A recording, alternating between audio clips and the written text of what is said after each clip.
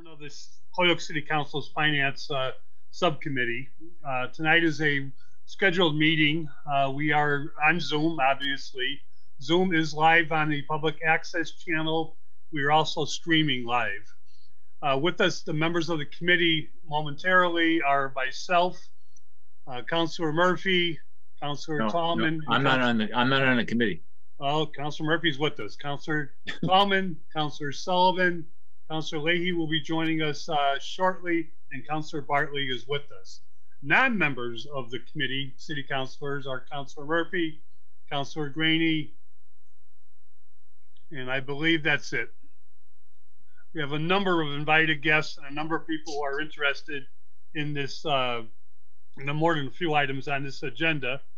With that in mind, the chair would ask that we go to items 1 and 2 as a package.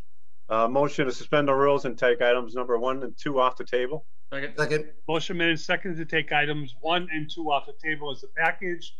All those in favor? Aye. Any Aye. opposed? So moved. I'm going to read them and then I'll explain the package deal.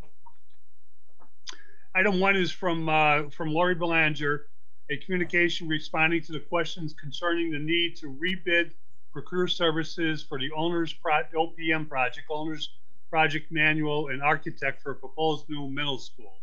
Item number 2 is a copy of an email was sent to the mayor, copied to a number of city departments, including we received a copy some time ago, Jeff, I believe. But it's a communication detailing the general fund debt model for the city's Peck School prospective project. This is 2 items that are pertaining to, and I will just remind everyone, although I think a number of city councilors were present, about a week and a half ago, there was a meeting of the joint school committee and city council subcommittee, which meets periodically to discuss pending issues. On that agenda was a couple of issues, one filed by City Councilor Murphy and another pertaining to the school's wish to revisit with the MSBA the potential of building a new middle school within the city itself, of course. The reason I bring it to that attention is I attended that meeting myself, and I learned that the MSBA, which, and anybody correct me if I'm wrong, I'm going a little bit by memory, but a deadline which was going to be sometime in June, was changed to April, or a window was open until April. The purpose of the window is for if the schools wish to be evaluated and the MSBA agrees to take us on as a potential project, we need to meet some deadlines. With that in mind, the Joint Committee has come up with a suggestion, and that will be coming out at our City Council meeting next Tuesday. I'm sure Councilor Murphy and Gladys LeBron Martinez will be reporting on that. But with that in mind, part of what the MSBA is looking is that the City Council has an understanding that the schools in the city will enter into a joint venture to pursue this project, and that we have an understanding that we would pursue this knowing that there is some open debt, within our bonding capacity to be able to pay for the project with other revenues coming in, but in order to pay for the project, and that we are committed to the project in those respects, if nothing else. I'll remind everybody, this is very early going on, or it might be called a revisiting of the project, but it's very early going on. We are entering, if we do go forward, into a design phase, even though there's a question of whether a lot of the information and a lot of the conceptual designs that were through the first project, will certainly be utilized. There's a revisit from Margaret Woods and also from the architect Dory. I don't remember Dory's last name, I'm sorry. But we certainly know, I think all city councilors went through the first go around. One of the big differences, the first go around, Mayor Morse committed to a depth exclusion override. And as we know, the debt exclusion override did not work. We could talk about that forever, but it was shot down by the voters. And now we need, and then the difference now, no difference is we still need to build a new school. And the proposal in front of us, or is going to be in front of us shortly, is a new middle school with the MSBA's blessing, we hope, and also that the MSBA needed a site to be designated, and the school chose that it would be the Peck school site itself for a lot of, I think, a lot of good reasons, but we can get that in a little bit. But the purpose of tonight, and I'm sorry to be long-winded because I think we have a number of people to get to. The purpose of tonight is that the City Council is kept informed so that we can look at that resolution next Tuesday and hopefully adopt it and meet the deadline of the MSBA. We don't want any surprises next Tuesday. We need to be as informed as possible so that we can all take on that vote itself. There is nothing here tonight other than for informational purposes to keep us well informed and well educated about the potential for financing such a project. I hope we all understand the need for a project and agree that there is a need. And certainly there is room to over time to discuss exactly how to fulfill that need. But financing is what the MSBA wishes us to make sure we're in line with, and commitment towards working towards that goal with no obligation. The final vote will be the final vote, and that's when all is said and done, and when the City Council votes on the actual bonding itself. So with that in mind, I am sorry, but the first item was from Lori Belanger, our purchasing agent, and who is here just to discuss the or question that was posed to her, but here to discuss the concern needing to go out for a new OPM, if I'm correct, Lori. If you could walk us through that real quick, we would appreciate it. Thank you, Councilor McGivern. Just as a reference, I'm going to reference project number 1, which was the previous middle school project, which entailed Lawrence School and Peck School. And for talking purposes tonight, I will refer to the design team that will include the OPM, which is Pink and Company, as well as Jones Whitsitt, our architect. So when I make reference to the design team, that would include the OPM and architect, and project 1 referring to both Lawrence and Peck. The question posed from the school department to the mayor, to my office, was based on the previous experience and procurement efforts from project number 1, which brought us to the OPM and the design team in front of us. Would we need to re-procure those services? And there was some reference to getting some feedback from the Inspector General's office and or the Attorney General's office. So for reference sake, these projects, construction projects, are under the purview of the Attorney General.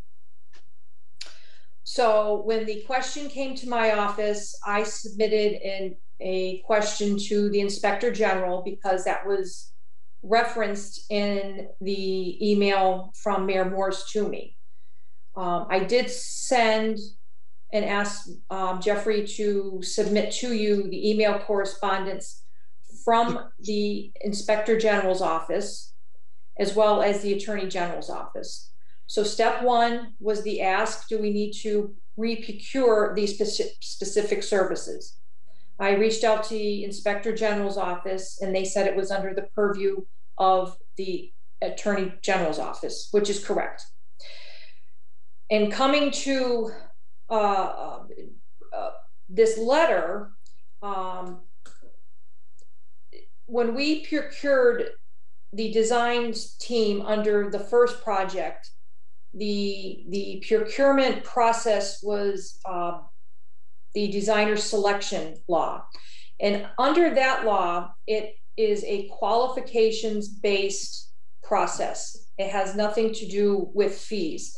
What happens is you submit a request for qualifications, and the committee reviews submittals, chooses a designer, and negotiates a fee. So the idea that there's no cost involved or a monetary figure kind of takes out some of that competitive bidding that we're used to. So we fulfilled in project one both the procurement process, proper procurement process, as well as holding to the proper procurement law. As we come into roughly close to 4 years later, we're revisiting a similar project because the statement of interest into the MSBA is Peck School. Peck School was part of project one. It was Lawrence and then Peck. So when you look at what we're trying to attempt here, we followed proper procurement procedure and processes with project one. Project one had a stop point, and we're picking up project two, which is now the Peck School project. And after reviewing everything and going through the processes and coming to a conclusion that this is actually more of a contracts process. And once the Inspector General's office referred me to the Attorney General's office, we initiated conversations with that office. Deborah Anderson, who is head of the construction unit, was very helpful and really understand what we were looking to do. So her suggestion was for our attorney to review the contracts, both contracts from our design team, to see if there would be anything that would preclude us from continuing a contractual relationship with the second project.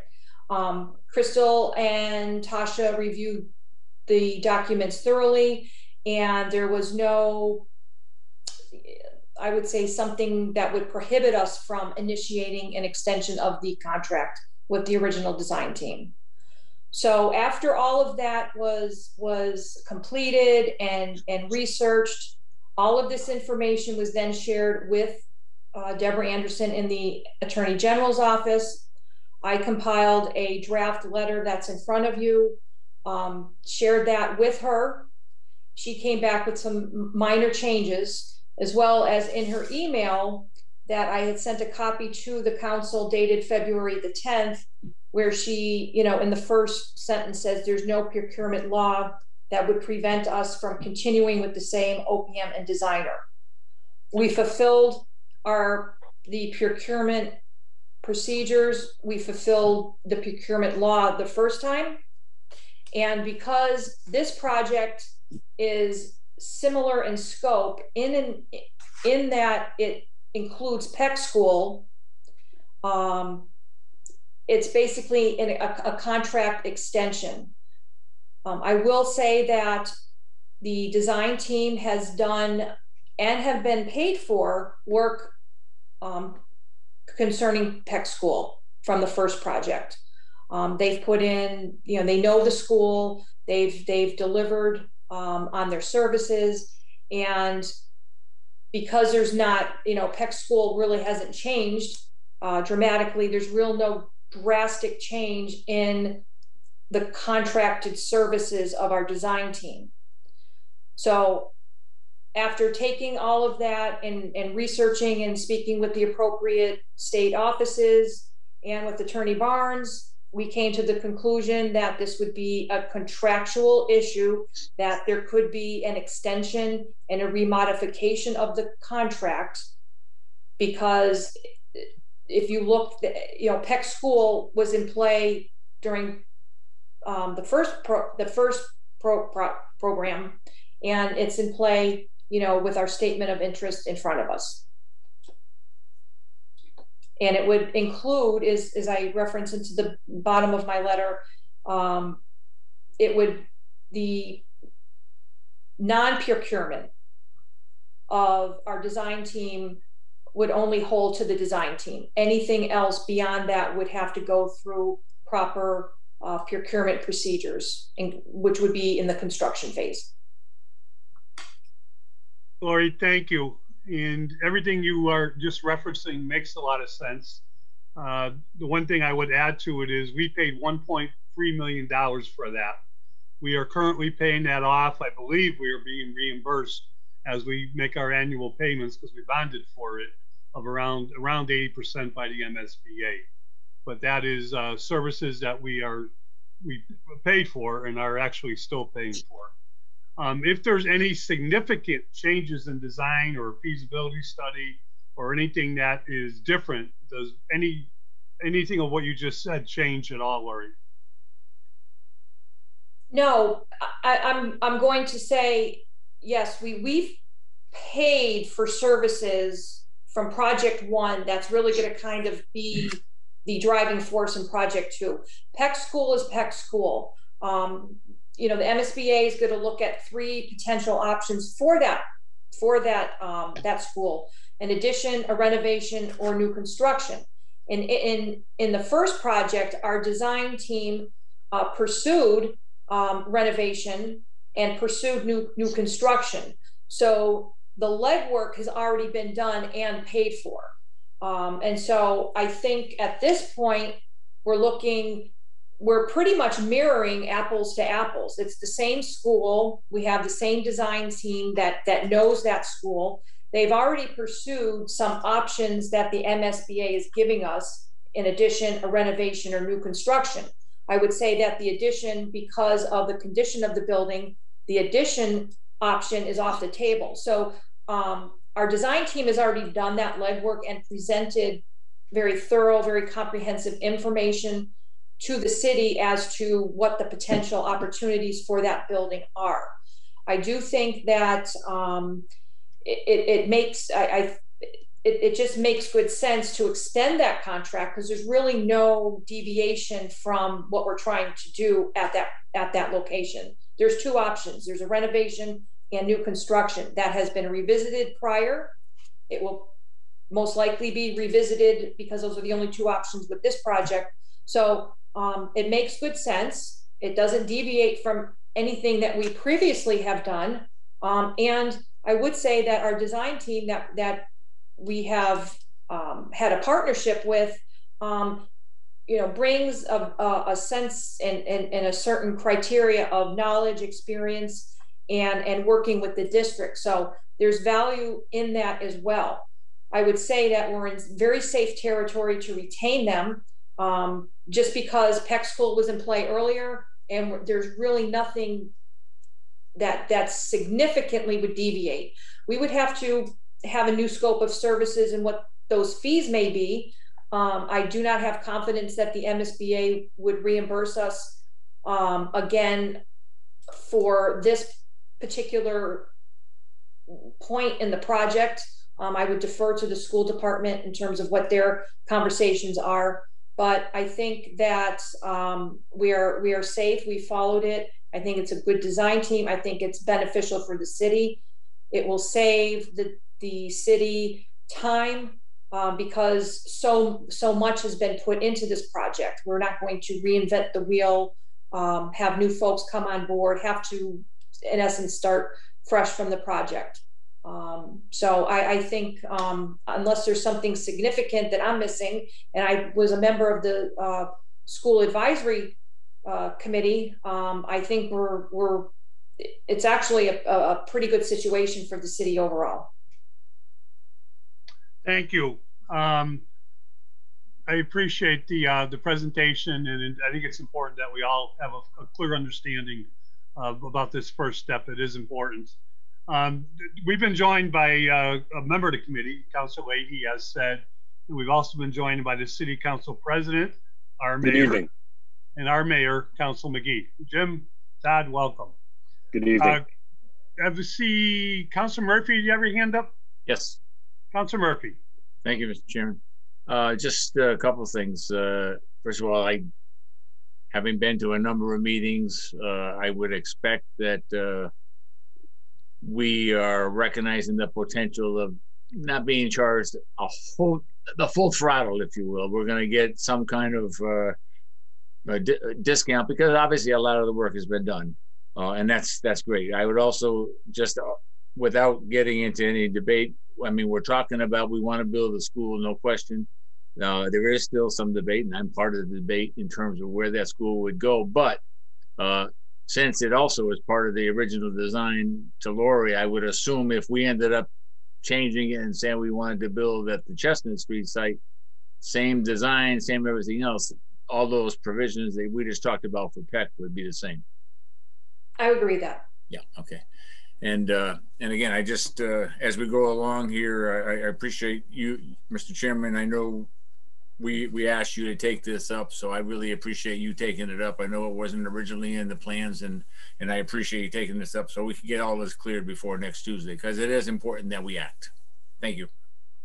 Understood, and greatly appreciate the work of not just yourself, Councilor Murphy, but all the efforts of the school department and the joint committee, you know, getting this out to where we can take a vote next week. Is there any other discussion on item number 1? Yeah, Councilor McGivern. Councilor Leahy. Yeah, hey, well, once again, thank you. And thank you, Lori. Sorry that I was a couple of minutes late for this meeting, but you know, this is a good order, and I'm glad that we're talking about this tonight. I do think that if anybody heard President Biden's speech today, we have to be extremely concerned about our infrastructure. I mean, he was talking more about bridges and whatnot, but education and buildings and schools, this is something that we need to stay on top of. And so I'm glad we're having this conversation. Thank you. Thank you, Councilor Leahy. With that in mind, I think item number 1, Councilor Sullivan has his hand up. Councilor Sullivan. Yeah, okay, thank you. One thing I'd like to go on the record, you know, having been on the building committee and, you know, sitting through, you know, probably 100 hours of meetings and plannings and everything else that went along. As far as the decision to retain both Pink and Company and Jones Whitsitt, these people were more than a partnership, and it goes beyond just the bidding process and some of the other things. They've proven themselves to us in more ways than a lot of people can imagine. And I'm telling you, they sat through numerous public hearings, things that went well above and beyond design and planning phases. They endured unwarranted criticism that no architect and no planners like this and no design company should have had to put up with, and unbelievably pointless and unfounded allegations. So I can't stress enough what a partnership they really were with the city of Holyoke, with the school department, with the building committee, and really with the taxpayers of Holyoke, and really trying to look out for the city and doing the best things for us. These people were fantastic, and I don't think we could find better people to partner with going forward either. Thank you, Councilor Sullivan. On item number 1, Councilor Bartley. Yeah, just a point of order to the chair. What are we voting on Tuesday, Joe? I'm not clear. I don't have the agenda in front of me, so I'm not sure what this is. We're not, as far as items number 1 and items number 2, we are not voting on either one of these for Tuesday. These were sent to our committee to have a discussion, knowing that the school building committee, which I believe, I know Councilor Sullivan did represent the city council for some time. I think he still does. And I know Councilor Murphy has been taking a very keen interest in the schools, and especially with the well, Joe, I think we're just saying we're getting ready for a vote on Tuesday, so be prepared. So I'm trying to understand what that vote's about. Well, this items tonight are for informational purposes, as I said. If for everybody that was at the joint committee a week and a half ago, we found out that the MSBA is requiring a resolution as part of a process for the city of Holyoke to be considered into their next round of funding. And that resolution will be coming out of the joint committee next Tuesday. And because of a open window deadline that was just recently created by the MSBA, we're going to be asked to vote on that next Tuesday. The only reason I know that, Councilor Bartley, is because I attended the joint committee meeting myself and learned of it. Oh, okay, if I could just continue then. So I this is my, Joe, you attend all the meetings, and I know that to be true. So you're very conscientious, but this is my third straight night of meetings, by the way, and in total 4 meetings overall. So we're all attending a lot of meetings, but we can't get to all of them.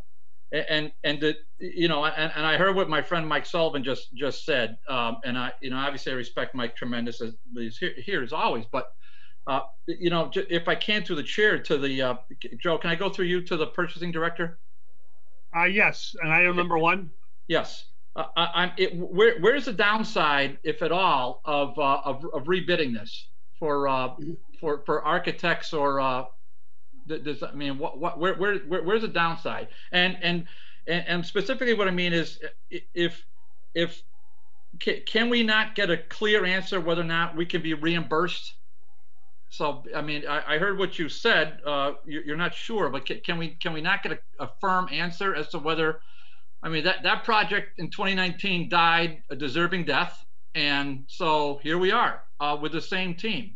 So I'm just kind of curious as to, I heard your argument, but I'd like to know, post COVID, who's the best architect available, and that's one. And I don't know how we can find that out unless we bid for it. And second of all, most importantly, can we get a clear picture as to whether or not the city would be eligible for reimbursement for to put it out for architectural design bidding? So 2 things to the downside of rebidding this. These 2 services were procured under the designer selection process, which is a qualifications-based process, having nothing to do with a financial element. What happens is you take a template from the MSBA and you go out and you put out a bid per se, and you get submittals back, and the intent is to get the most qualified firm or firms for your particular project. Once that's determined, a scope of work is then developed, and then the fee comes in. That procedure, because it's very different than bidding and shopping the market and lowest bids and things, this is very, very different. And it's Chapter 7. You can maybe research that a little bit. That's how we got to this point. So the downside of revisiting this whole process would be that the city would have to reconfigure the RFQ, put that up to bid, and go through the process of selecting a design team. That process includes identifying a review committee. That process includes redeveloping a bid specs, I'll call them, and going through the interview process and the advertising, and then matching up the scope of work with the best designer at the time. That's a downside that requires time. So last time, and during Project 1, that was about a 6-month process from the development of the bid specs to the advertising to the original review committee, accepting those submittals, reviewing them, and then setting up interviews, and then offering a contract and negotiating a term. So you've got a 6-month window if we were to start that process again. The other downside is if we were to do that, I believe your fee would be significantly more. And if, right now the MSBA, I believe, has paid or committed $800,000 from the first project. So I highly doubt they would even consider anything that would even come close to the, you know, another number significantly higher the second time around. I do think, to Councilor Murphy's point, that the original design team as it stands, because so much work has been completed and so much time and effort has been invested in this project, that whatever design charges or what that scope of work and fees will look like for this project will be significantly less if we were to rebid and bring another design team on. I will say that as it relates to the architects and that design process, that was managed and procured per se by the MSBA itself. So those are the downsides. You're looking at a minimum of a 6-month window to kind of get everything within a tight timeline. You would have to introduce a new design team to the city and the unique situation and challenges that we have with this specific building. And then the cost, which I don't think, whether we retain the same design team or a new design team, the MSBA will reimburse. Okay, so I got that, Lori. So thank you. Just to the chair, back to Lori again. So, and I appreciate your opinion, but how do we get how do we get a definitive answer? Maybe Mr. Soto might know, or I'm not. I wonder if the chair might entertain that. If the chair has no objections, we have a number of guests from the school department. That the committee would just allow all our guests to speak in one motion. So moved. So moved. Second. All those in favor? Second motion. Aye.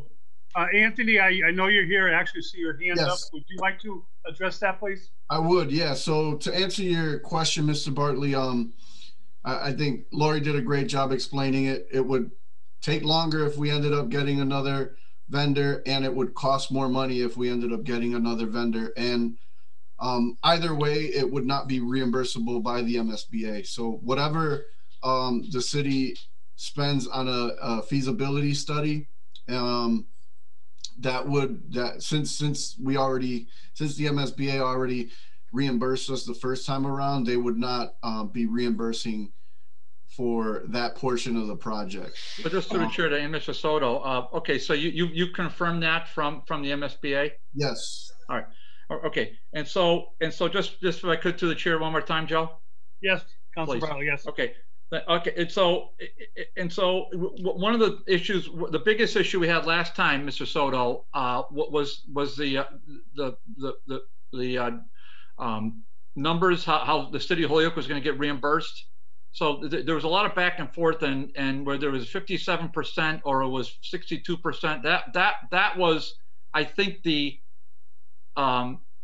issue. And then we certainly heard from Margaret multiple times, well, no, you're actually getting 80%. And then we actually said, well, I don't really understand your new math. And so, and I'm not trying to be critical. I'm just, you know, this is just so, and it wasn't just me either. It was obviously vaporized 65-35 by the public. So it wasn't just me. So regardless of with whom the party with whom we deal with, Mr. Soto, I want to understand for certain that the Holyoke's going to get the 80%, so that we all agree that 80% is actually 80%. So do you have confidence in this team, this consulting team, that we will do our best to get our 80% this time around? Absolutely. But I definitely want to go on record and say that the message has been consistent, that it's 80% of allowable expenses. And maybe that message could have been a little clearer or stressed more, but at no point did anyone ever say that the entire project was going to be 80% reimbursable. Holyoke does qualify for 80% reimbursement of all eligible expenses. There's a cap in certain areas. I know we kind of beat this down a lot over the last year or so. Construction costs, for example, there's a cap in terms of the amount that they'll reimburse 80%. But if the project ends up if the construction costs go way above the square footage amount that is reimbursed at 80%, it drives down what's called the effective rate. So yes, we do qualify for 80% reimbursement of eligible costs. When all said and done, not all the costs are going to be eligible. We will likely be going over in terms of square footage, and ultimately it's not going to turn out to be 80% reimbursable when you look at everything in its totality. Right, thank you. So, Mr. Chairman, I'm certainly going to do what I can to support this going forward, but I'm just as a rhetorical question, because I know you can't answer, but I mean, I think we would make another mistake, just like the last crew made, where we set ourselves up for nothing but failure. And I would hate to see that happen a second time around. Thank you, Mr. Chair. Okay. And I appreciate that, and it's a conversation we do need to have. But we have a second conversation set and scheduled for tonight, and that's about the bonding capacity, our depth opening, you know, to be able to absorb this into our budget. And that, I think, is what we're trying to get to at tonight. So as far as item number 1 goes, is there any other questions for Lori or any other thoughts on the design phase and what our purchasing agent has explained to us? I make a motion that it's confirmed. Mr. Chairman. Okay. All right, I got people that still want to talk about item number 1. Councilor Graney, I'll get to you. One sec. Councilor Tallman, your hand was up first. Yes, thank you. Thank you, Mr. Chairman. I appreciate the effort that my colleagues put in, Councilor Murphy and Councilor Sullivan, in this project. And I think we have to look at the point that this is something new. It's a new project that we're building, 1 school, not 2 schools. I realized that the former project didn't pass by the voters, the 2-school project, you know, for various reasons. And part of it was, as Councilor Bartley stated, you know, the 80% not getting the total of all the total project. But it's, as Mr. Soto said, it's the eligible expenses. And I think most of us understand that. But this is something that, you know, as far as I'm concerned, that is needed in the school system. This is something that, as we'll hear hopefully shortly, that we will be able to afford through our budget. And just through the chair, one quick question to Mr. Soto. On the last project, there was some give back from the schools for the 2-school project of $1 million. Is there still that planning with some of the shutdowns of schools with 1 school to the city? The school department has committed to half of that, since it's 1 building. With 2 buildings, the idea of the $1 million came where we would be able to afford that, given the savings we would be realizing if we had 2 new middle schools and took off other schools from our portfolio. But with 1 school, we were able to commit to $500,000, and that is going to be in item number 2 when we discuss the second item. Thank you. And I think it's important to notice that you know, the Peck school site, and also the other site, if it's possible, it will be ongoing discussion. But the Peck school site, it's good to hear that, you know, it's one of either you know, new construction and taking down the building, or renovation, because you know, I think that school is something that really has to be looked at in those 2 categories. But I think you know, in the future discussion, it'd probably be best to take the total school down and build new. But that's just my opinion as of now. So thank you very much. Okay, and finishing up on item number 1, Councilor Graney. Yes, just quickly a question to Mr. Soto. I was just, I think that in this discussion that the committee or the council has to know very definitively what are allowable expenses and what are not allowable expenses, so that we can determine the actual expense and the actual cost of this project. Thank you. And before we get to Councilor 2, where we can start item 2, where we can start talking about this in detail, Councilor Lacey. Thank you. I was hoping you'd recognize me. So what I do want to note is I really want to just drive home the point that if we were to go out to bid from scratch, it would be a tremendous cost of time and money, and time is money. So I definitely support the ability to move forward on 1 of the 2 schools that we've already sort of scratched out and have plans for.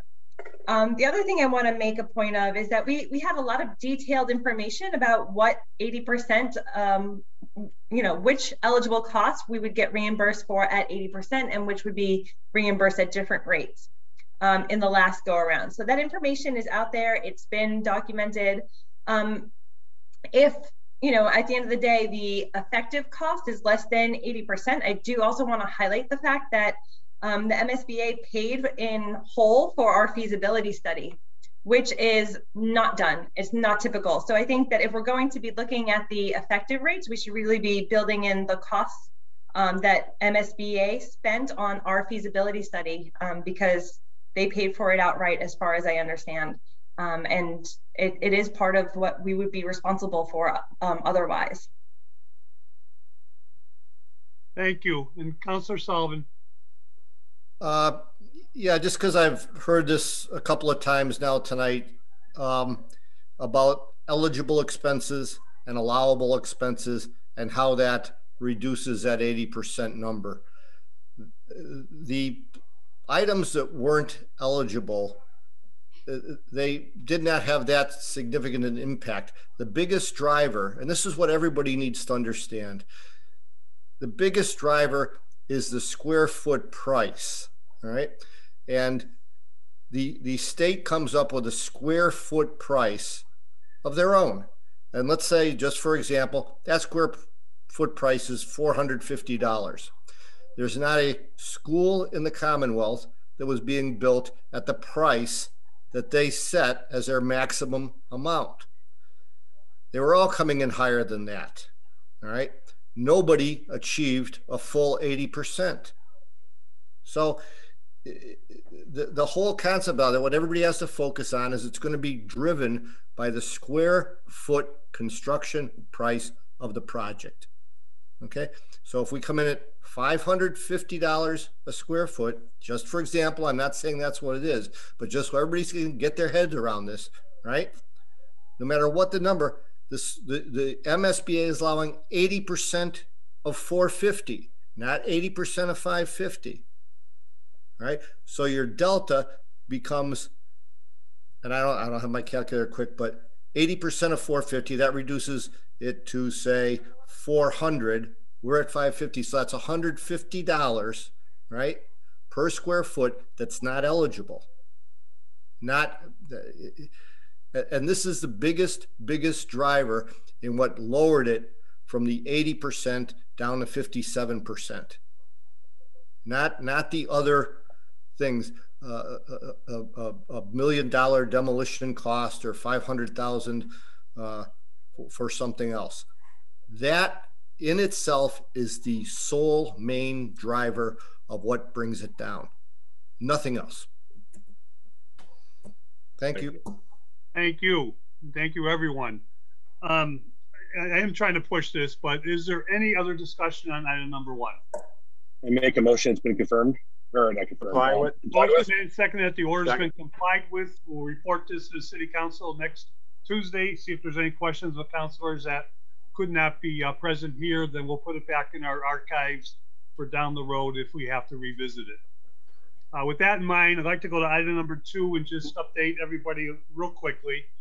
Item number 2 is a communication that was in request from our mayor, Alex Morse, at the time, to bond counsel on some capacity issues and some issues that that are related to the bonding capacity, I guess is the best way to say it, in terms of building a new school.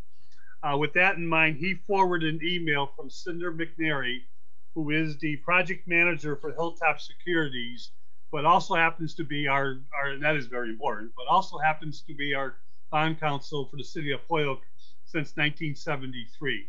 I've said this more than once. Cinder knows us inside out, and she has a good idea of not just what we are able to do, but she has a very good idea in terms of where we stand and what's coming down the road.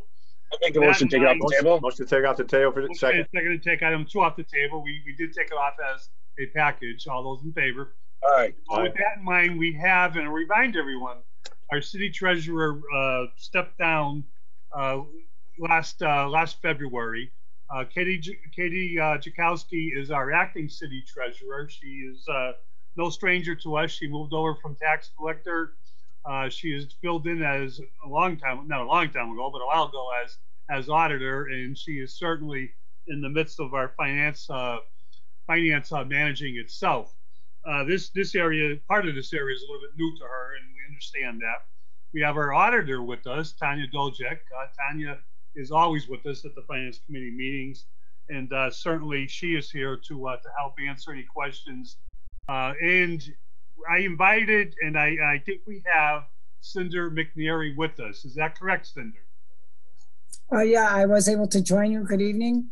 And Cinder, I'm just going to preface this. Thank you for joining us. Cinder has a conflict this evening. I think she might be doing a double Zoom meeting, but I'm not going to give her up. But Cinder, with that in mind, to keep this as quickly as possible, time constraints for you, knowing the email is with us and the information is with us, would you be able to walk us through the communication you gave to the mayor and anything you've been working with for this school project proposal? Well, what is that one dated? I'm looking right now at the most recent model that I have for the Peck school. And I think if the question, and I can't recall, I apologize.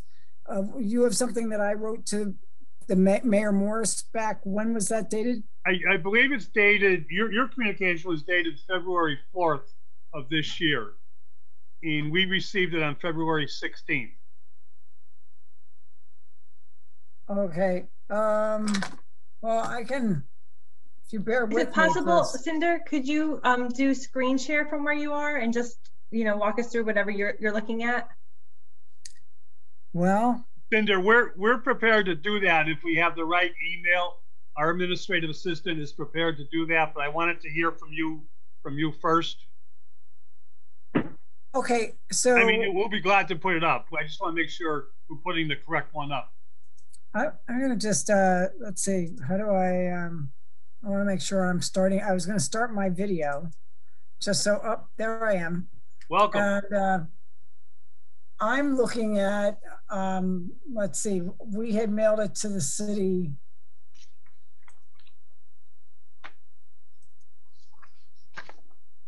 Oh, I'm looking at something that we mailed on February 4th. Correct. To the mayor. Is that what you wanted me to walk through? Yeah, if you could. So this, I'm looking at something we sent on both the Holyoke Lawrence School and on the Holyoke Peck School projects. The two of those were two different debt models. And that's correct. I know you and I talked the other day about affordability, and affordability with regard to debt is very subjective. I mean, to the extent that you want something, there's usually a way to figure out how you can afford it, either lengthening the term or pushing it out. In this case, do you have the debt model there that you can all look at? Can I forward this to you? Jeff, you with us? Yes, sir. Okay, do you have this ready to share? Yes, I do.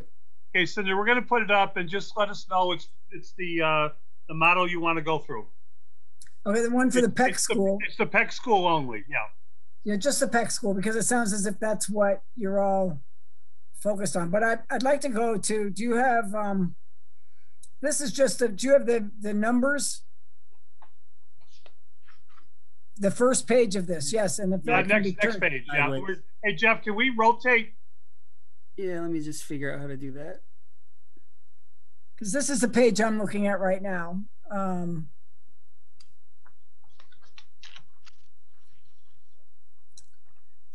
would go into either view or right click and see if you could switch it with a right click. Rotate clockwise. There we go. There you go. Perfect. Thank you. So I can walk you all through this, and it's very simple. This is just looking at the city's existing general fund debt that's currently on the books. Column A is the principal and interest payments by fiscal year, starting with fiscal 21. And the backup is behind this, but this is the summary page of what's behind it. So you're starting out, the debt service in the general fund for the city in fiscal 21 is $4.7 million. And you can see how it really starts to drop off. Well, I'm looking at mine. Let me make mine a little bigger. It drops from 4.7 million to 4.3 million in fiscal 2022. I know you're in the beginning of, or you're in the middle of looking at your budget for fiscal 2022. It would behoove the city, if you're paying 4.7 million, if you're affording 4.7 million, ideally you would continue to afford 4.7 million next year, or at least appropriate it, and anything you didn't need would fall out back down to free cash, and it could go toward money to stabilize this project cost. But if you, let's just look at what the model is showing. So existing debt service, it's 4.7 million. It declines every year steadily. In the aggregate down at the bottom, it's about 48 million. We've estimated short-term interest that's already outstanding, that's maturing in fiscal 21 and 22. There's an estimate for that. It's really not very much. Short-term rates are so low, another 140,000. The Peck school that's proposed at $29.5 million is in column C. And we've run those numbers. I think we're running them at 4.5%. This is a 30-year debt service schedule. We would push it out and use state aid, likely whatever state aid you're getting up front on the project, and use the city's money last, issue your money last. Unfortunately, that's the way that you might be doing this. In order to let debt fall from, in column A, 4.7 million down to closer to 4 million by the time you start to pick up the cost of the Peck school. So what you see is in column D, existing debt plus the Peck school. And you can see there in column E, the $500,000 that's been committed by the school department toward the project coming into play to reduce the debt service once you issue the school. And in column F, you can see that you basically can maintain about the same amount of debt service costs all the way through, and then it starts to decline. So it's not really in any of those years going, I think in 2025, it looks like it goes $10,000 higher than it is in 2021. So you're already paying, appropriating, and have the amount carved into the city's current budget, $4.8 million. And you can see with what's happening, it declines a little bit, but it goes right back up to 4.8 million and then continues to decline.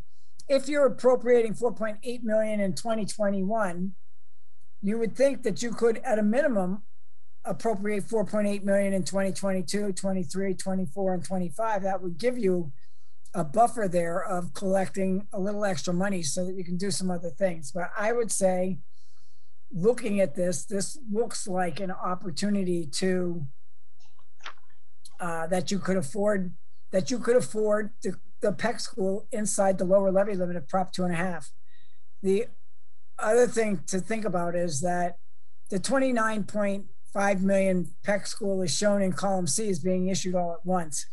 It's possible that you could use short-term notes there too. I mean, it's not determined right now or predetermined how that would get issued. The biggest question, and what we had talked to the council about before, was whether or not to try to issue it sooner to take advantage of rates or later push it out. This right here is pushing it out and using the state aid money first, and then whether or not you would sell bonds or bands when it came time to use this, get around to spending the city share, that would have to be looked at later. 4.5%, I think, is a conservative rate. The assumption is that the bonds would be issued in fiscal 2024 with the first impact in fiscal 2025 under this scenario. If you were issuing 30-year bonds today, you could do that probably at 3%. Unfortunately, I don't think that's an option at this point. I think, though, that what the city, maybe rates won't go up to 4.5%, in which case you'd save money. If rates go up to 5%, it will cost a little bit more. That's one reason why I'm suggesting that if you maintain, you know, one of the things that can happen with budgets is that if debt service is declining, like you see in column A, that the city doesn't maintain that amount of debt service in 21 as a placeholder for the next several years, so that you're collecting some extra cash. It doesn't mean it'd be used for anything else. It is a placeholder. And I know that you don't have excess, you don't feel that you've got excess money, but you don't want to use the debt service appropriation amount for other than debt service. Ideally, you would keep it as a placeholder, or you will lose your capacity to service debt. So that's pretty much, I mean, it's pretty straightforward here in terms of what this could look like based on a $29.5 million school project. Thank you, Cinder. Yeah. Much appreciated. Would there be any discussion, Councilor Lisi? Thank you. Yeah. So the way that I'm reading this is that we really don't ever, over the course of this project, exceed the present level of debt service that we've taken on in the city. It goes slightly up to $4.8 million, but that's generally where we're at today. Correct. Right? Yep. And then I know that there was a communication, and I'm not sure if you've seen it along the way, but Sean Cronin from DLS had suggested that with the difference in, so if we continue to budget at that $4.8 million of debt service, anything that we didn't spend on debt service could be moved over to create like a capital stabilization fund. Have you seen those communications, or do you have thoughts on that use of the difference in debt service? No, I'm basically saying the same thing. I think that I think you should keep the appropriation at 4.8 million, and whatever you don't use in the next couple of years of the 4.8 million, set it aside, whether it's in your regular stabilization or in capital stabilization, or I believe you should do the same thing. I think that what you want to do with that cash is leverage it, not use it to just, you want to manage the impact on the budget. So whatever amount of money is set aside, you can take a look at options as you go, but that's exactly right. I mean, you only see in this, it's only going up $10,000 in 1 year. Otherwise it could be maintained at the 4.8 million. Once you drop it down to say you drop it down to 4 million, which is what it's showing before the Peck school debt service comes on, it would be much harder to all of a sudden go back to 4.8 million if you let that slide like that. And that's a dangerous thing. It's not for any municipality. Once you're at a certain level of debt service as a percent of your budget, you might want to try to maintain that. And what you don't use, you set aside, like Sean is suggesting. That's what I was trying to say. I think I agree. Great. Thank you so much, Cinder. Yeah. Cinder, a question on adding the Peck School project to the debt service, and knowing that we are in line for reimbursement from the MSBA. Do these figures include that reimbursement? We bond for the full project. I'm aware of that, for the full amount, but we get reimbursed with revenue coming from the MSBA. Well, no, the new program with the MSBA, you don't bond for their share. You might front a little bit of their share, but you would do it with notes. They give you for as you go through the project, they start reimbursing you every month as you submit reimbursement requests. So you would probably borrow your permanent financing at the end toward the end of the project and spend their money first. So you could issue, let's just say you issued bands. Let me see what's on the second page here. Hold on. And there's a little more flexibility with this. Let me see. Oh, well, we don't show the,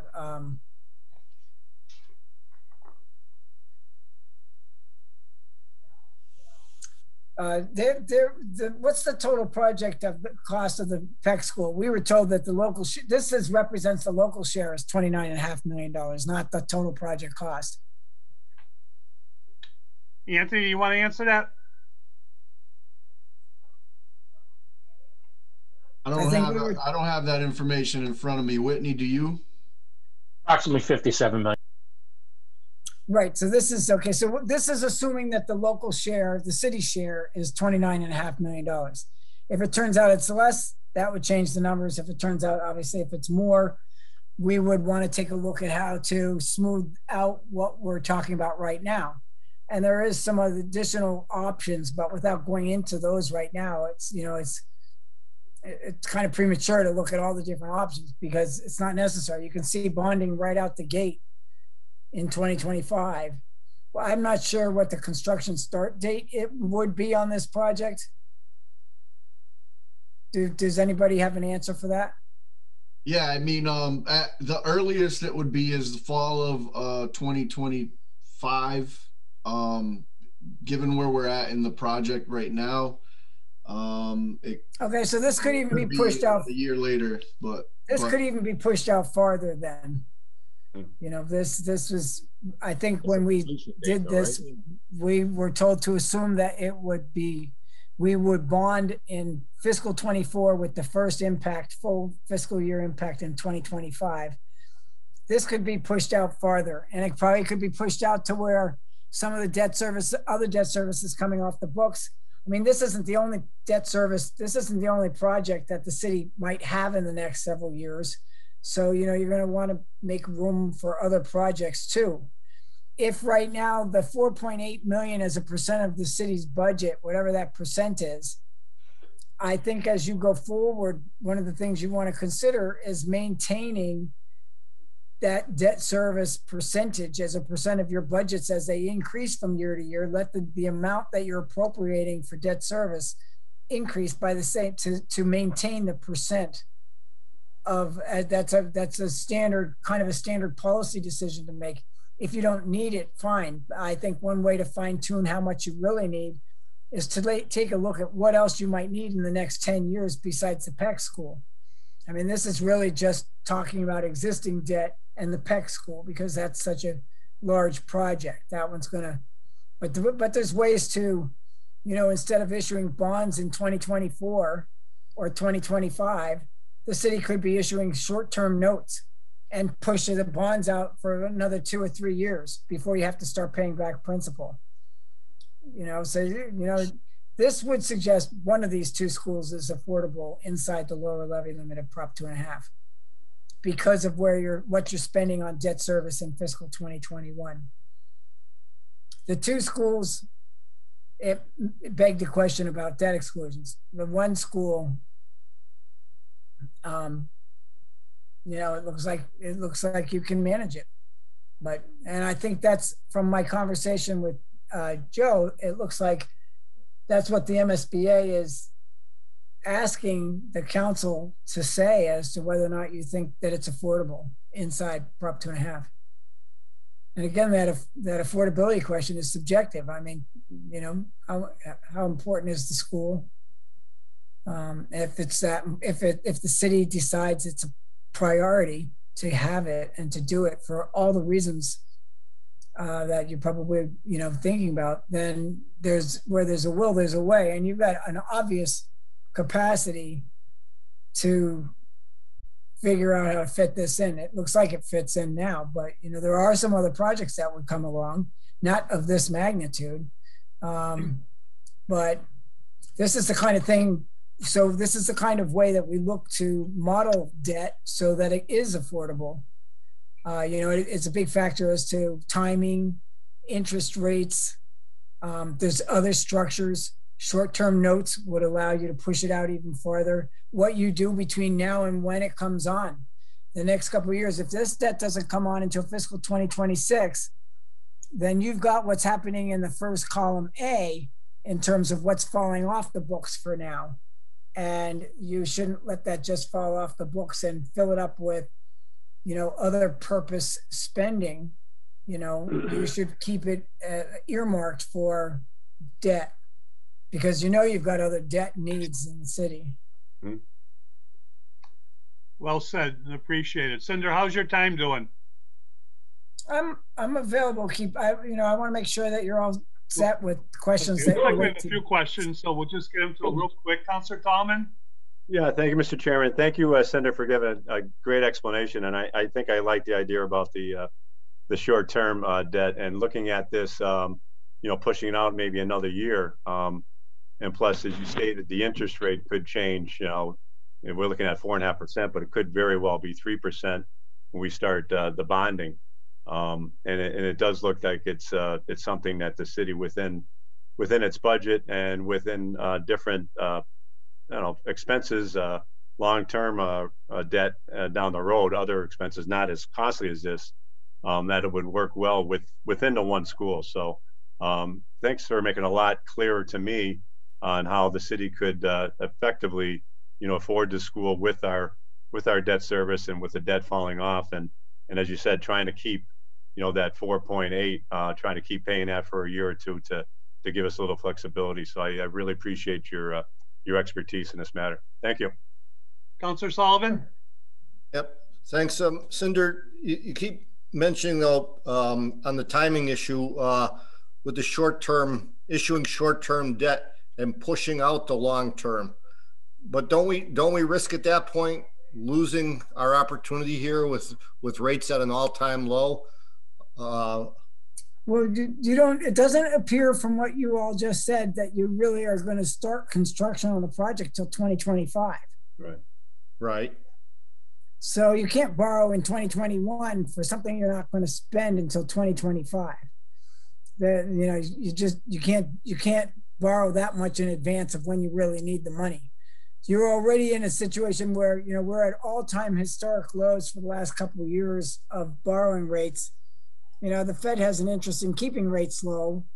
The rate, when you think about the last 20 years, rates have been coming down. We used to think that 5% for 30-year debt was good. Then we thought 4% was really good.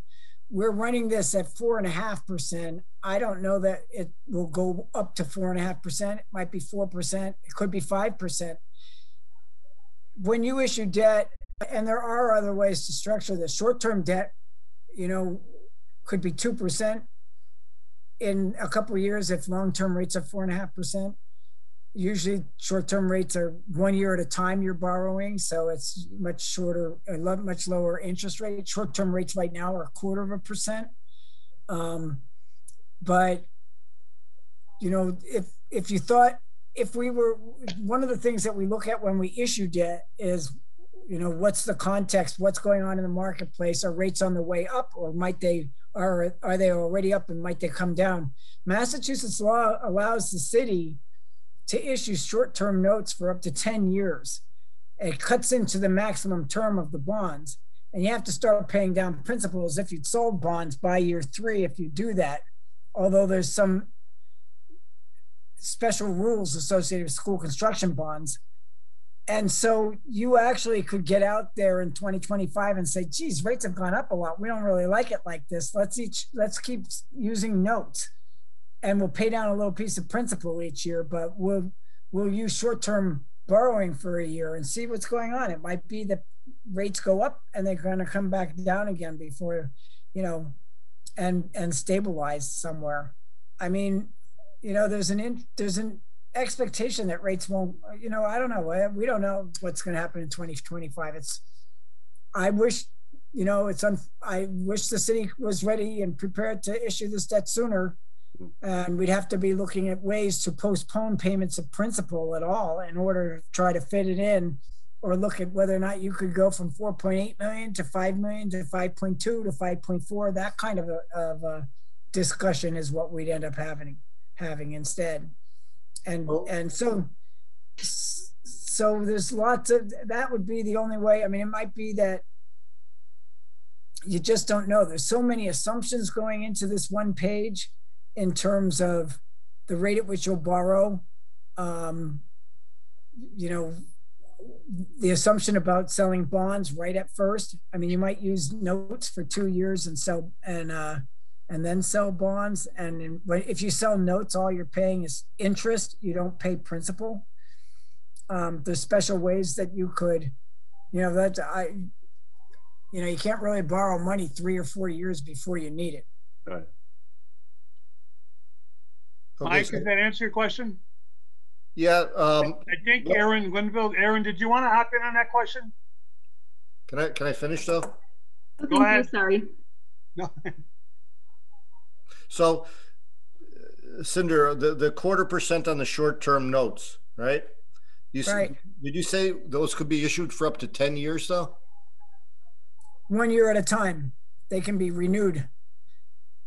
But if you issued 10-year notes, you have to start paying down principal as if you'd sold bonds in year 3, 4, 5, 6, 7, 8, 9, and 10. But you could do it 1 year at a time and get short-term rates on all of those years. And then you would only be able to bond for 20 years instead of 30. The maximum term for school construction is 30 years, and short-term notes, if you issue them for a year, it cuts 1 year into the term. So you can only sell 29-year bonds. If you roll the note for another year, you can only sell 28-year bonds. And, like that. But it does allow you to aggregate bond issues. It allows you to get out of a market that's not attractive. What we've seen instead recently is a lot of acceleration of debt and to take advantage of rates. But it is what it is. I think that, it might even be further out that you need to sell debt, even for your local share, because you're going to get that 20 million or whatever it is of state aid, 30 million of state aid. We're going to have you get that as you spend money.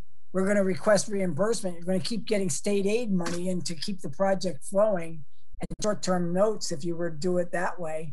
And you'll just you could push your bond issue out another couple of years, probably 2 or 3 years beyond when you need cash. Okay, I've got it. Thank you. Yep. All set, Mike? Yep, thank you. Councilor Murphy. Thank you, Mr. Chairman, and thank you, Cinder. And just going along with what we've been trying to do here, and I just want to make sure we're all aware of what we're trying to do and what the Joint Committee did last week. And all we're looking at doing here, we're not saying that we are ready to bond. We are just basically saying that we have received financial information that advises us that we certainly look like we will have the capacity to bond for the construction of one school, and to do so within our typical budget. So that is really what we're trying to do here. We're not committing that we're going to go out and bond. We're not committing that we're going to build that school, but we are committing to saying we've received information, and our financial analysis says that we can afford one school and do it without a tax override or anything along that line. So I thank you for the information. And clearly, if with inflation, the cost of Peck went up a little bit, and we may be $31 million, it certainly appears that we would be still within our financial capacity to do this. And I would encourage us as we go along and we come on Tuesday that we make that statement to the MSBA. Thank you. And if I could just add to what you just said, I think it's really important not to lose sight of this 4.8 million in 21 and the choices that you're making in 22, 23, 24, and up until whenever it is you sell these bonds. That's going to help tremendously to set aside those same monies that aren't otherwise needed for debt service. Thank you. Councilor Lisi. Thank you. And Cinder, this may not be a question that you can answer, and so please let me know if I'm stretching your knowledge too far here. But with the American Rescue Act dollars that are coming to Holyoke, do you have a sense of whether that, any portion of that $31 million could be applied to the schools either directly or indirectly? And additionally, would that be I guess a good use of that funding, or does it not make sense to sort of lock up that money into this project, which is going to be a couple years down the line? Well, I'm just hearing the beginnings of what's going to come with the money, the American Rescue Act, and also now this infrastructure money that might come and be available mostly for large projects, but there may be some opportunity there also for some local municipalities to get some access to that. How you use that, I think I think you're going to have some flexibility with that. I'm hearing other people thinking that they're going to use parts of it for capital. I do think what is really important is for Holyoke to look at its capital needs over the next 10 years. And as you find out about what flexibility you've got with that, to consider whether or not, rather than just paying cash for capital, whether or not you could use it to be leverage debt issuance so that you could support debt service with it. It would get you more bang for your buck, especially if rates aren't really high. You know, if you've got, so it's the same idea of what we were just talking about with saving this money that's going to get freed up. That cash, rather than use it just to pay for capital, it's better if you borrow the capital and use the money to pay it back. Because it allows you to get more capital than the cash. That's why people don't pay cash for a house. I mean, so I think that there's going to be a lot to think about as we learn more. But I'm just learning about I'm just hearing about all the numbers. There's so much money. So Holyoke is getting how much? $31 million. And we have a lot of aging infrastructure. So I hope that there's a way to fix a lot of those aging capital needs in the city, and at the same time set some aside for regular repairs and construction. So if you're going to get that fairly soon, I believe, right? That could be something that you could take advantage of interest rates if it can be used to support debt service. I mean, we're seeing 20-year debt sold at 1.25 and 25-year debt. I mean, the rates have been exceptionally low. That the issue has been whether or not you can afford to pay it back in this tight time frame. So if you've got money that's available and it can be used to some of it in that regard, you could get more infrastructure money than just the cash you're receiving in order to do what you want to do, to spread your infrastructure needs out, spread the dollars out better to support your infrastructure needs. I don't know. I need to look into what the constraints are with the use of that money. But so I guess the bottom line is I don't know enough. I know a little bit of what I would do with it. If I had the flexibility to spend it how I wanted to, I would use it to support debt, some debt, as opposed to just paying cash for projects. I would bond the project and use the cash to pay the debt service on the projects, and it would give me more bang for my buck in this market environment. I'll look into that and report back to the city what I find out. I'll try to look into that tomorrow. Yeah, thank you. If you could send a memo, and like what tools would be available to us to, again, help leverage the funds, that would be great. Well, most of those tools would be notes and bonds, but I will find out what the constraints are. Thank you. Thank you so much. Yep. We have, as we know, we have Anthony Soto, Whitney Anderson, and Aaron Linville from our school department. Anthony, Aaron, Whitney, is there anything that you wanted to add, or are there any questions that you have with Cinder? No questions. Just want to thank everyone who's supporting this. I think at this point, where there's going to be a MSBA meeting on April 14th, and we hope that they will invite us in. And they were really clear that what they're looking for is a unified front between the school department and the city, that this is a project that they want to be invited in. And the resolution that the city council will be voting on April 6th is just that hey, we're interested in this project. We would like to move forward. We would like you to invite us in, and we've provided you with the financial information, and this is something that's very important to Holyoke, and we want to do it. I think that's really what the MSBA is looking for.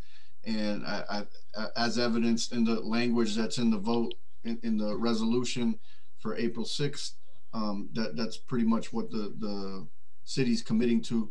So no financial commitment at this point. It's really just expressing interest to the MSBA that yes, we want to move forward and we would like to be invited in, and we don't want what happened the last time to happen again. They want to see some unity here and everybody, like some expression from the city that this is something they want, other than the statement of interest that we submitted.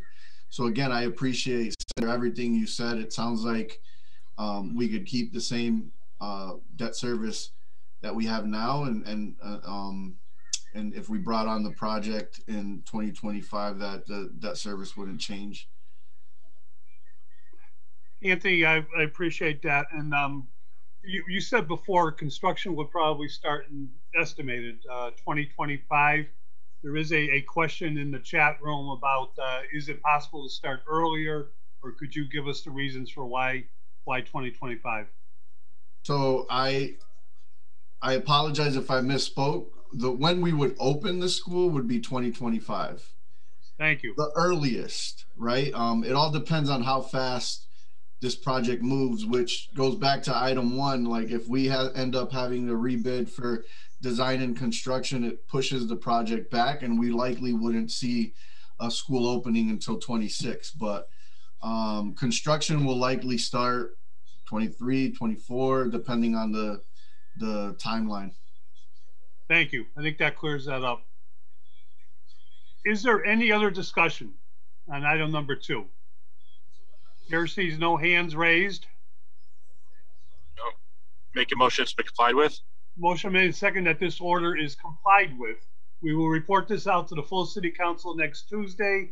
Hopefully be able to answer any questions for councilors not here pertaining to the resolution coming out of the joint committee itself. So if there's no further discussion, all those in favor? Aye. Any opposed? Aye. Passes unanimous. Thank you, Cinder. Thank you, Everybody, thank you. Cinder. Cinder, we appreciate it. I know your schedule is busy. To all our guests from the public schools, we very much appreciate your attendance and helping us get through this, and we'll make a good report next Tuesday. Thank you. Good night. Night, Cinder. Thank you so much. Good night. Bye-bye. Have a good Thank night. you. Motion to take item number 3 off the table for discussion. Motion has been made and seconded. Second the motion. Item number 3 off the table for discussion. All those in favor? Aye. Any opposed? So moved. Item number 3 is that in accordance with the Mass General Laws, Chapter 44, Section 53A, the City of Holyoke hereby accepts the provisions of the fiscal 2021 Direct Local Technical Assistance, known as DLTA, $22,500 with a 5% in-kind match. The acceptance of this grant would authorize the establishment of a fund and/or other method for appropriation and for the accounting of the receipts and expenditures of all the resources associated with the administration of the grants. And the motion is to take off the table for discussion. Under discussion, we have who do we have with us? We got to get back into this agenda here.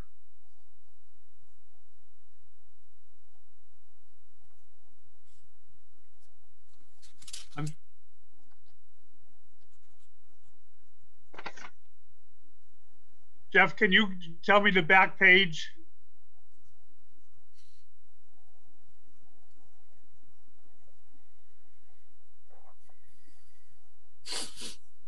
Back page. Or is this the one we had no back page? Yeah, I believe only one of these had. Yeah, the Cultural Facilities Fund Capital Grant is the only one that had additional pages. Okay, Tanya, what department is this grant from? I believe it's from planning. Okay, is anybody here from planning? Gerald suggests we lay Motion to be tabled. Motion made second. Is somebody talking? All right, motion made second to table. All those, no discussion. All those in favor? Aye. Any opposed? So moved. Motion to take item number 4 off the table for discussion. Second. Motion has been made and second to take item number 4 off the table for discussion. All those in favor? Any Aye. opposed? Aye. Same Mass General Laws, Chapter 44, Section 53A, that we accept the local rapid recovery planning $90,000 technical assistant only, no match. This would authorize the establishment of a fund and or other method appropriate for the accounting of the receipts and expenditures of all resources associated with the administration of said grant. Under this, we have, who do we have with us on this one? Joe, this is a planning grant too. Okay. I'm Make not sure motion to table it. if planning was notified because we weren't aware of who it was, and Well, I'll take that responsibility, but we'll get them in for the next meeting. Motion is to table. second. All those in favor? Any opposed? Aye. Motion to take item 5 off the table for discussion. Second to take item 5 off Second. the table. All those in favor? Any Aye. opposed? So moved. Aye. General Laws, Chapter 44, Section 53A, the City Council accepts the fiscal 2021 Student and Senior Awareness of a Fire Education known as the SAFE Grant, $9,260, no match. Grant authorized the establishment of fund and or other method appropriate for the accounting of receipts, expenditures of all resources associated with the administration of said grant. This one I know we do have our Chief Fire Department, Jeff Kreskowski, and the most able Deputy Chief now, Maria. No. Getting there? Motion. I know, right? We Congratulations. appreciate both of you joining us this evening. Who would like to take the lead and walk us through this? I'll take the lead. I'll just I'll lead you guys in, and then I'll turn it over to Maria so she can explain exactly what she's going to do with And this. she always does a much better job on this grant than anyone I've ever heard, Jeff. So hurry up. I will. I'll go fast. So thanks for having us in tonight. We're very, very happy to report that the Holyoke Fire Department was awarded $9,260 in this SAFE grant awarded by the Department of Fire Services. This money goes a long way within the department to provide resources to our life safety educators, fire and life safety educators, which Maria really heads up and does a wonderful job with. She uses this money in the schools, in the elderly high-rises, teaching fire safety and other life safety measures for the young children and for the seniors in our community. Again, she does a wonderful job with this grant. The money goes a long way and provides great services to our citizens. Just a little footnote to this grant. This is its 26th year of existence. And within that 26 years, we've seen a reduction statewide by 78% in childhood deaths due to fires. So this program really goes a long way. Maria does a fantastic job. She's one of the best life safety educators in the state. We are so lucky to have her. And with that, I will turn the rest over to her. Jeff, thank you for sharing that with us. That was great to hear. Thank you. You're welcome. Maria? So I don't know what else to add other than what the chief said, but the grant is administered by the Department of Fire Services. So some of the activities that we do, actually, before I say that, the chief did mention that children deaths have reduced significantly. So for the first time in many, many, many years, as you probably know, Massachusetts had no children who died in fires. So that's thanks to, in part of this grant and the partnership from the firefighters and the teachers. So we're very excited about that. We also have some of the activities that we have, just to name a few. We go to all the schools in Holyoke, the public schools and the private schools. We visit each classroom at least 3 times from pre-K to 3rd grade. We also go to a career day for the older kids in high school, and we do Firefighter is Your Friend for the middle schoolers. We do the training program, which is we teach fire safety to the people who visit homes, which are the social workers. We go to as many as the home daycare that allow us to go in there and teach the home daycare providers fire safety and do a fire safety check too in their places. We do home visits to the elderly, in which we install free fire alarms, as many as they need. Last year we have 2019, I'm sorry, we did it every Tuesday and Thursday. We did about 5 homes a day. So for a total of 524. And we installed as many smoke alarms and carbon monoxide alarms as needed. We did Halloween at the fire department. So if you haven't witnessed the Halloween at the fire department, I truly highly recommend that you do. We have about 1,000 children that come down. We provide entertainment, music, different things, the candy, the brochures, all from this grant. We do the car seat installations and checkup events. So non-COVID times, we do up to 3 open houses. We invite the public to come down and we do car seat installations. And the people who can't, that come in with an old car seat or one that is expired, or there's different criteria, we provide free car seats to them too. So the last time we did this, we had something like 42 car seats with given out for free. We do the Kids Can't Fly campaign, which is window safety for children. And we provide window guards to people that can't afford them. During Fire Prevention Week, we visit all the schools. We bring stickers, coloring books. We bring a fire engine and the crew. We also bring Sparky, and that's when we do Firefighter is Your Friend. We do fire safety workshops to the elderly. We go to all the elderly complexes, and we do workshops, and we also do emergency preparedness and evacuation procedures with them too. We do fire safety workshops at the Holyoke Mall, at all the neighborhood watches that they invite me to go on, the neighborhood meetings, the ESL classes, the adult classes. We do the Holyoke Safe Neighborhood Initiative too. That's the monthly activities. If I've seen a lot of you that go to that too, at Morgan School, and hopefully we're gonna start it soon at Kelly. We do the backpack giveaway. So we help during the backpack giveaway, we donate a lot of supplies from this money too for that. We set up a lot of safety informational tables during the schools, everywhere where they invite us. During the schools and parent-teacher conferences, we do it at the Holyoke Mall. We do it at places of worship, different events during the year. Like I said, we do career day, so we visit the Holyoke High School and all the high schools and the middle schools for career day.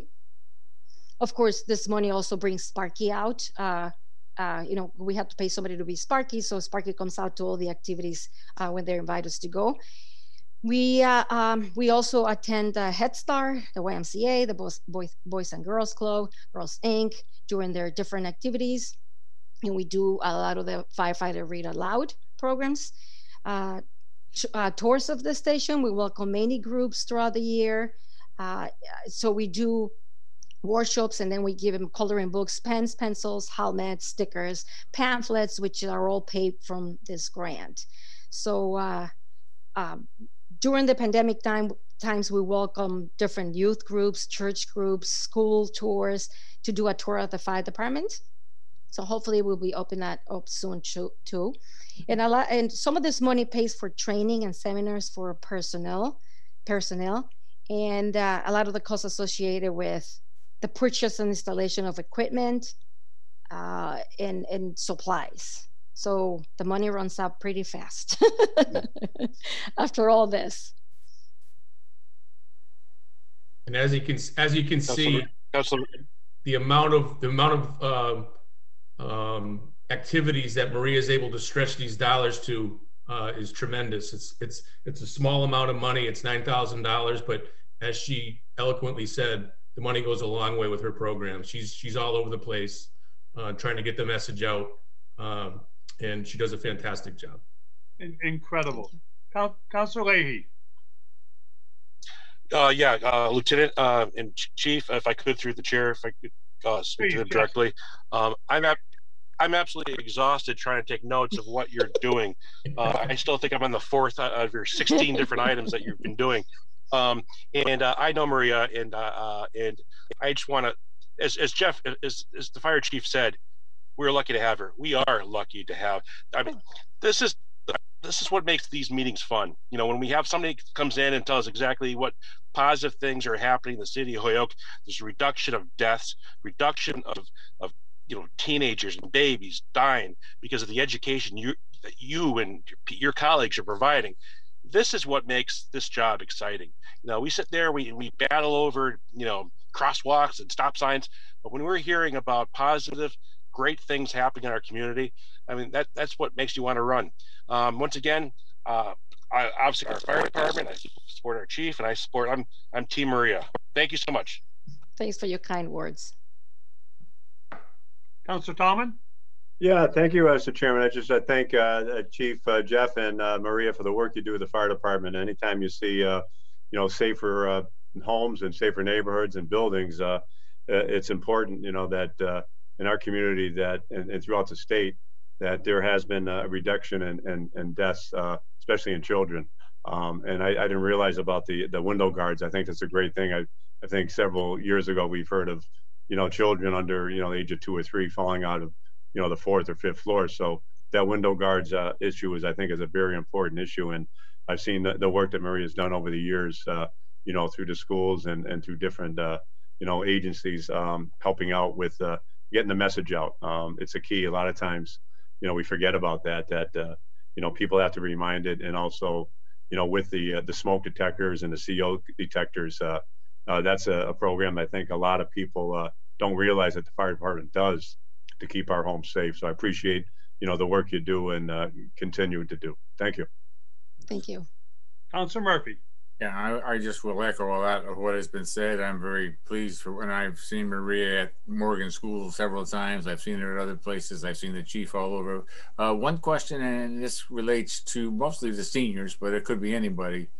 But I'm just assuming seniors have maybe not as much attention in terms of smoke detectors and carbon monoxide in terms of removing batteries, making sure their device is working. So I know you do meet with seniors in various senior centers, but do we have a program where like seniors could kind of call you and have somebody come and take a look at what they have? Is it functioning? Is it in the right place?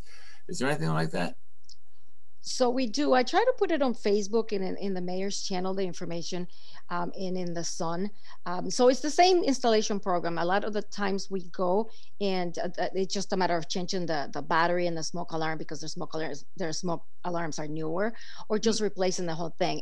And I failed to say that the smoke alarms that we use are the ones with the 10-year sealed battery. So you don't have to change the battery and you don't have to, they can't even take the battery out. The whole unit is good for 10 years. So the number one cause of deaths in seniors is falls. So of course we don't want them to go up on a ladder and a chair and, you know, try to get the battery. So I do tell everybody, please call me, call the fire department, the non-emergency number. A lot of the times they call, I send, you know, I talk to the deputy on duty. They send a fire engine with the batteries. The firefighters go up there. We have ladders all the time.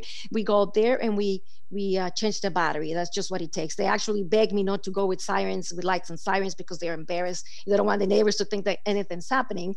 But we do that. We do that quite often. So installing that 10-year fire detector, smoke detector, really is kind of taking away the idea that I got to check that when it's changing daylight saving time, like we hear on, you know, you should check your battery every 6 months. This would be a situation where, you know, certainly for senior citizens, and I am there, but I'm really getting closer to there, that they would be in a situation to have 10 years of protection. And I'm assuming, and maybe correct me if I'm wrong, but if you were to install one, we probably have a record of where we've installed it, so that 10 years down the road, we know if we need to get back to that same homeowner's there, we need to go and make sure we replace whatever needs to be replaced. But again, I appreciate what you've done. And that's just an area that I think if we can reach out, and obviously the senior center, when we get it open, is a perfect example, but even just making the announcement that they can talk to you, because I know there's people that are still trying to, you know, 70, 80, 90 years old, still trying to change the battery. So if they could touch base with you, like you're saying, and then we could get to the situation where they would get those 10-year detectors, that would be great. So thank you very much. Absolutely. I'm there Monday through Friday, 8 to 4. So whatever, the information, just if they call the non-emergency number, they just transfer it to my Okay. In case somebody's voicemail listening anyway. right now, can you give us the non-emergency number? Oh, it's 534-4515.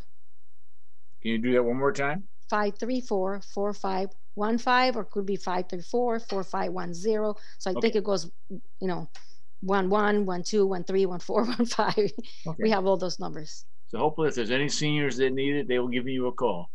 Thank you very much. Oh, yes, please. Absolutely. Don't hesitate to give us a call. And hopefully we'll open up the program again. We do have a wait list right now because of the pandemic, but hopefully we'll be able to go back in their homes.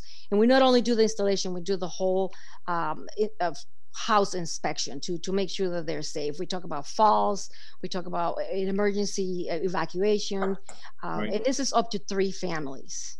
Yeah, thank you very much. A great job. Thank you. Thank you. Chief, Maria, thank you for all that you do. Maria, are you allowed to tell us who Sparky is these days? Yes, it is Lieutenant Brian Krause. Wow. One and only Sparky. Yes. He's been working. He's wonderful. Yes. Yeah. Is there any further discussion? Motion to accept the grant.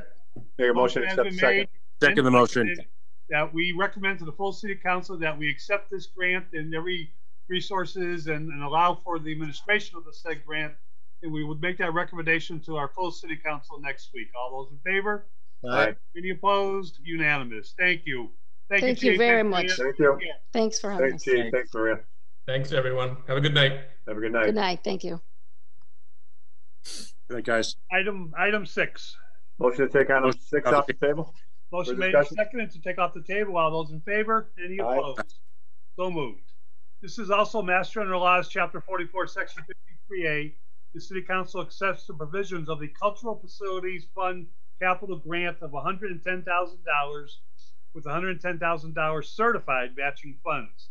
We have a completion date of 3/1/2022. Of course, we would establish and authorize the establishment of a fund or method appropriate for the accounting of the receipts and expenditures of the resources associated with the administration of said grants. In discussion, we have Kate, I'm going to mess it up, Kate Chrysler. Did I get You got it. Yep. All right. Yep. Thank you for joining us this evening, and we appreciate I hope you learned everything you wanted to know about school building funds. I sure did. Yeah. Could you Debt- run us through this Debt grant? rates. Well, we don't want everybody to understand that part, but I guess we all do. We do. Could you run us through the grants and what the certified matching funds are, and what this? I think we know, but just run us through it where we are. Sure. This is the complement to the CPA funds that I think have been voted on a couple of times now, and thank you very much for those. We did use the initial CPA grant and some publicly raised funds to create this match. So the match certification means that Mass Development has already certified. We have the match in hand. There's no further fundraising in terms of matching this grant that needs to happen. We are closing out, we have closed out the first phases of this project, which were a lot about design plans, inventorying the electrical in the house, doing a lot of the groundwork to make sure that we're doing the best version of this project. So we're looking to enter into the grant agreement for these funds now that we're putting the construction phases out to bid. The only major difference between the use of these grant funds and this grant and the CPA, which again was focused solely on the safety measures. So the panel boxes at Wisteria Hearst that are decades and decades old, making sure everything's brought up and is safe for users of the house, safe for the house itself.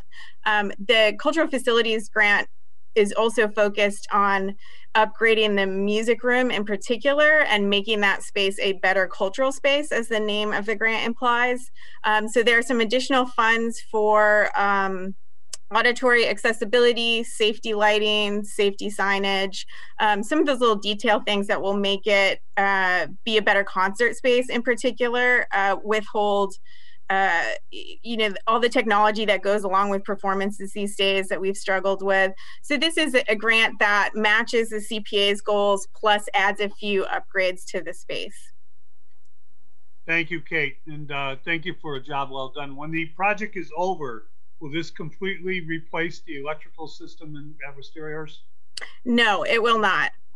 What we're looking at are the panel boxes, all the fuse boxes in the main house, the feeders to those, and as many of the fixtures and outlets as we can. We'll be adding some outlets, adding some capacity to the music room. It's not a full rewiring of the whole main house, but it is what we've identified as the primary issues in the main house as far as we can see. Okay, thank you. Councilor Sullivan? Yep, I think this is great, what's going on. And what we've got here, I'd like to remind everybody, is a great example of how the CPA funds are being used again to leverage another grant. And this is what we've been looking for right from the start. This is, you know, the intended use of the funds. You know, look what we're bringing in, $220,000 in improvements now. I mean, this is fantastic. This is this is what we had hoped for, and this is what we've achieved now with the CPA. Councilor Murphy? Thank you, Mr. Chairman. And Kate, thank you very much. I remember when I first got back on council and I met with you, and I know we were talking about the electrical safety issues. We were talking about the need to improve the ability to have performances and things along that lines. It sounds like you've tackled all of the major safety issues, and now you're just starting to tackle the quality of performance and be able to have receptions and music and all the other kind of things that you want to do. So I just want to congratulate you on pursuing this. I know it's been 2.5 years and you're still trying to get it done, but you have not backed off, and I appreciate that. And I just want to congratulate you on what you've done and thank you for it. Thank you. Is there any further discussion? Chair will entertain a motion. Motion to accept the provisions of the Cultural Facilities Fund Capital Grant. Second. Motion made and second to accept the Cultural Facilities Capital Fund grant and to report this to the full City Council next Tuesday. That Can I just ask one more question, if I might? That we recommend the acceptance. Under discussion, Councilor Murphy. Just one. So Kate, any idea? I know with COVID and everything else, but I know what all the things originally that you were talking potentially August of maybe being able to actually have things in there. Is that still the goal? Yeah, I think we're a little bit behind because of COVID and some other things that happened, but we're mainly on track actually with the kind of the furthest out timeline that I initially proposed. And we also, some good news is that we don't anticipate the work to be as disruptive as we originally thought.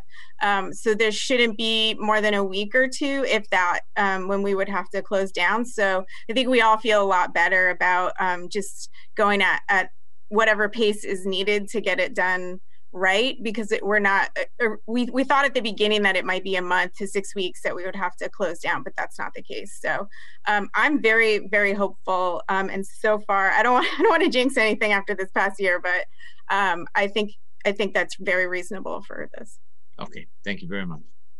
Okay, one of my favorite events, annual events, is the mayor's reception for the Volleyball Hall of Fame inductees in the music room, and that is a beautiful music room, you know, and I think it's, you know, indicative of the entire, you know, facility itself. But the when you spend a, you know, part of an evening in the music room, it just reminds you of a lot of things, and I think it's a great way to show off the city. And thank you for your efforts, and much appreciated. And I'll just add on that too, that I didn't say, thanks to private donations that have come in to the Wisteria Hearst Foundation, particularly from the former Friends group. We should be, if all goes well, we should be upgrading lighting in there, which will make experiences like the volleyball reception, I think, quite even more atmospheric and even more special. So very excited for all of the community members who've really stepped up and helped us out with this, especially in a year where everybody has needed a lot of help. So just want to make sure I say that. And not to mention, you know, personal things about city councilors, but when Councilor Murphy was growing up, there were still Skinners living in the house. So we just know his historical. I knew 7 of them. There you go. There you go.